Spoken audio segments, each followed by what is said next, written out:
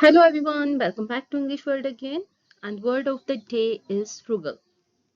So in today's video, we will learn the Hindi and English meaning of word frugal, plus its definition in Hindi and English, और साथ ही साथ हम word frugal को और बेहतर समझेंगे with the help of example sentences.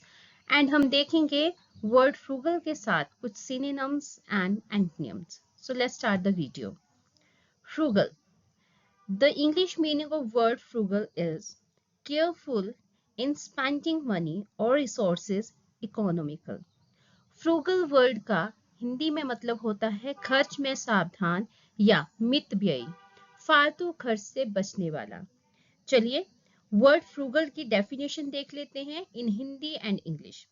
Firstly, in English, frugal refers to someone who uses resources, especially money, wisely and avoids unnecessary spending.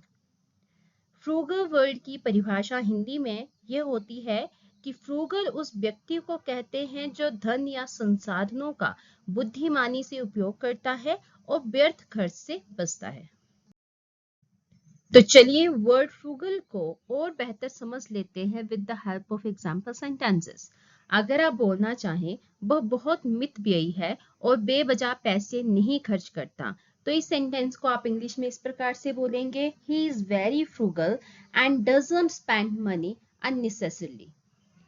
अगर आप बोलना चाहें एक अच्छा जीवन जीने के लिए मितव्ययी होना जरूरी है, तो इस सेंटेंस को आप इंग्लिश में इस प्रकार से बोलेंगे, to live a good life it is important to be frugal.